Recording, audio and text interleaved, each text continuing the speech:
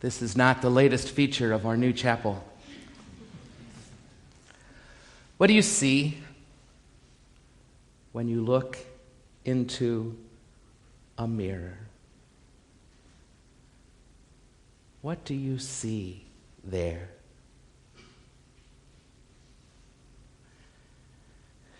I was having lunch week before last, with one of our grad students, and she was describing mirrors and how they came to be in history.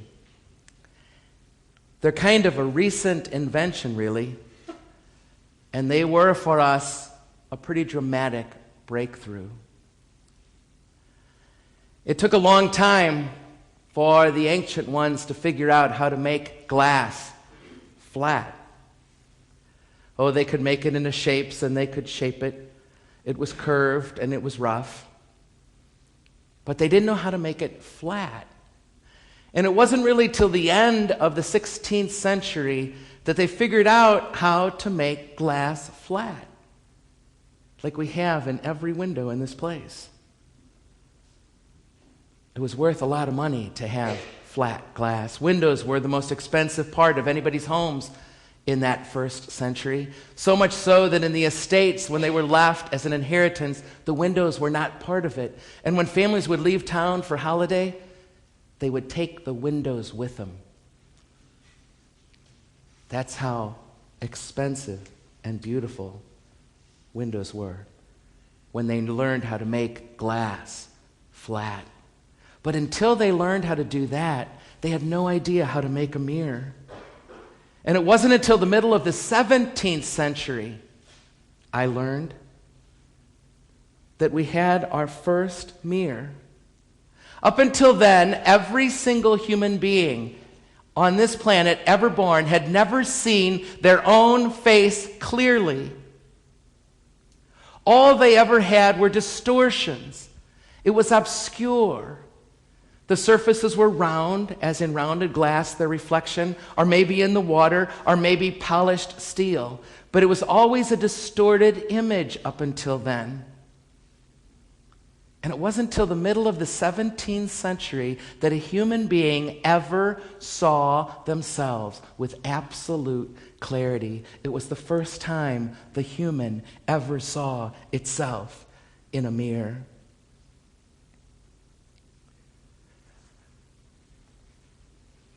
Because the image was always distorted, it was open to interpretation.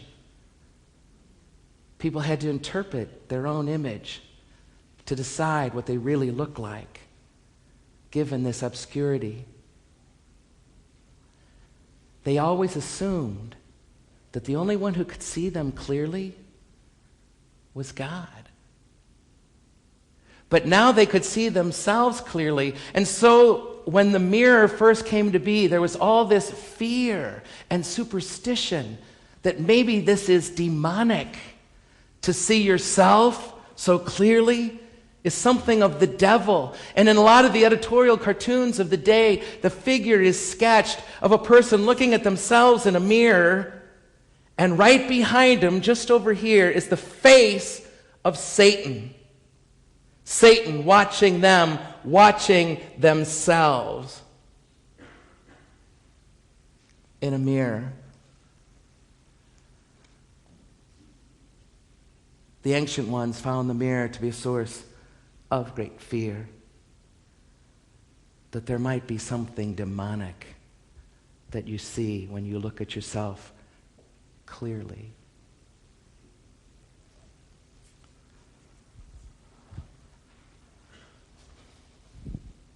And maybe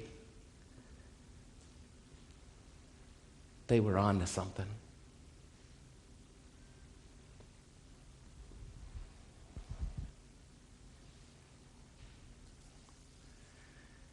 Maybe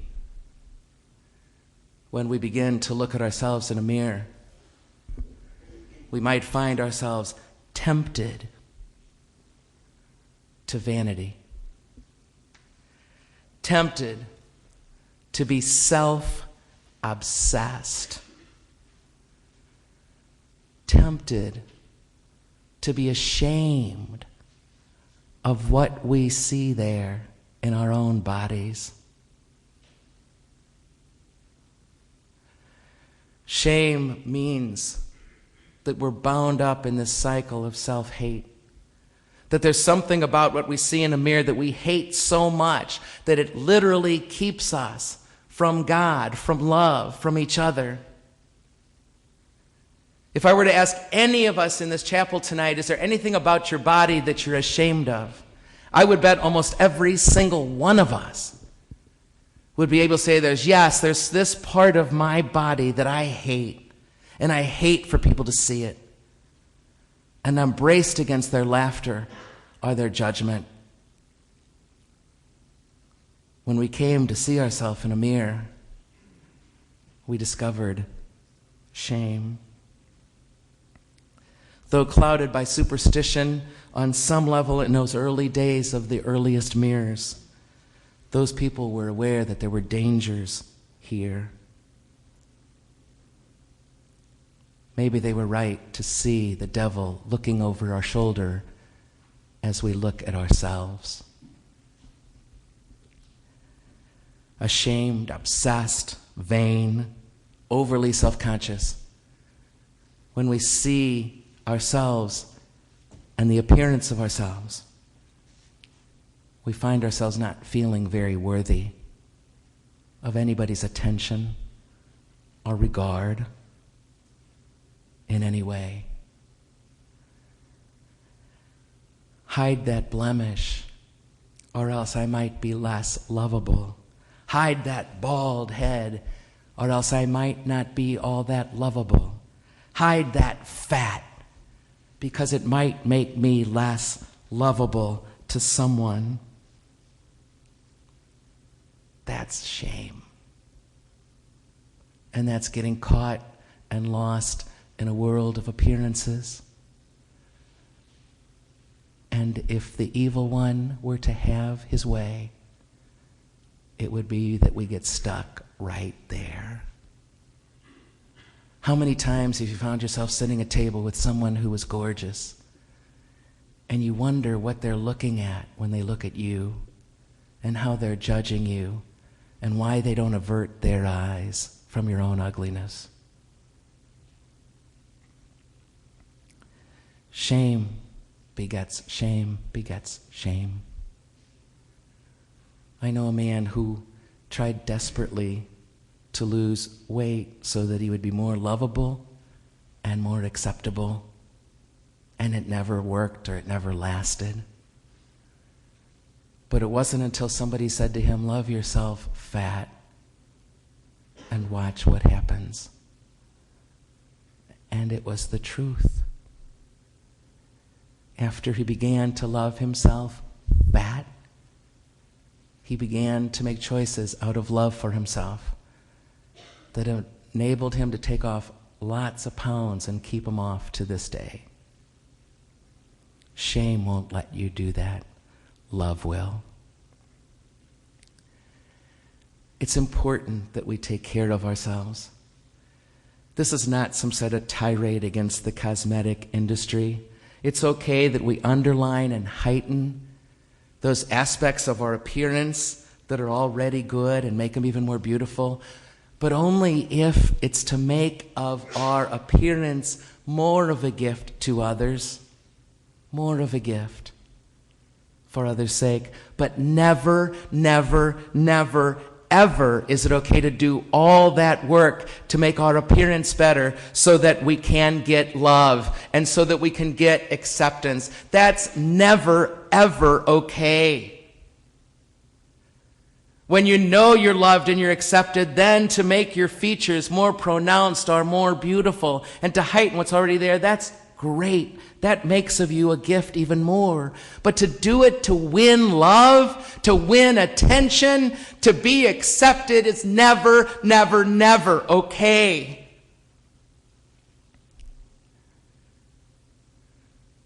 TV has been saturated with news of a woman named Anna Nicole Smith. Now let me just pause for a second and go on record as saying I am probably one of the few men in this world who is not the father of her child.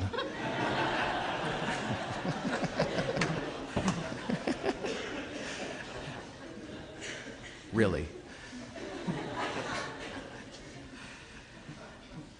I don't know what Anna Nicole Smith's issues were, really. But what it seems to me is the truth, is that she probably was a woman who was never, ever loved for who she was, nor was she ever accepted for the person she was as she was ever. And so she got lost in this world of appearances. And the story is a human tragedy. It's a human tragedy that she never found out that she was loved for who she was and accepted for who she was, that she had to look this good all the time at whatever cost. And the price was too much. It seems to me that story, saturating the news, is a statement about our culture right now. That our culture is tempting us to live in the world of appearances and looking good all the time, instead of knowing and trusting that we're infinitely loved before we do anything to our faces. In that gospel story you just heard on this first Sunday of Lent, it describes the devil tempting Jesus. And it's not a small part of those temptations to say that the devil was tempting him into the world of appearances, how he would look to others, how he would win their love and their acceptance in that world of appearances. The devil tempted him as through a mirror. Just like the devil tempts us 2,000 years later through a mirror. Jesus' antidote to that temptation was to see himself in his Father's eyes. To know that before anything else is said or done, he was infinitely loved and acceptable. And that was the central piece to his life. He knew he was loved, and everything sprang from that. Everything. In his Father's eyes, Jesus discovered how truly beautiful he was. In God's eyes, my friend, alone will we discover our own true beauty and keep from getting tempted into the world of appearances.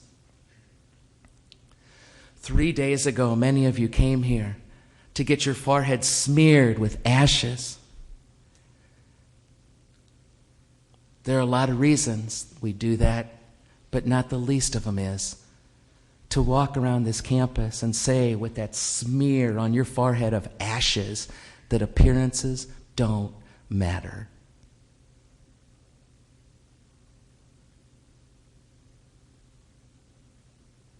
That some days you might look foolish and silly and messy and ugly. And that's okay.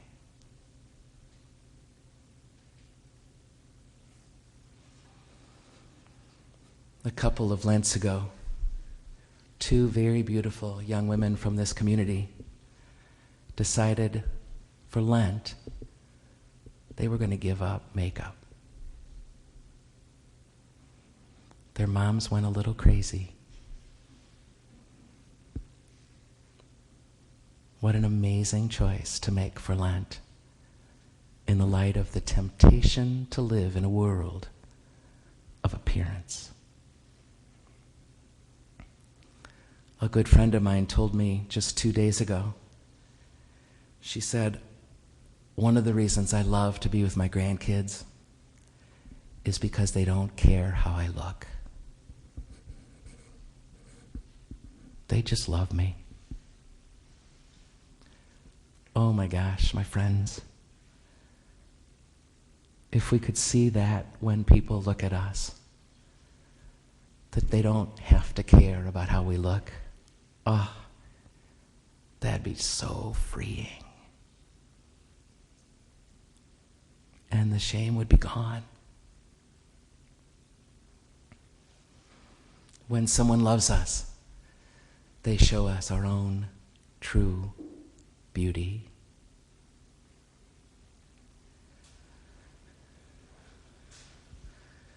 Mirrors were a great invention when they first came out. It wasn't that long ago, really, when the human saw itself for the first time, clearly. But they were very afraid, those ancient ones, that if we saw ourselves like this, we might also see, looking over our shoulder in that same mirror, the face of Satan, trying to tell us that appearances are all that really matters if you want to be loved.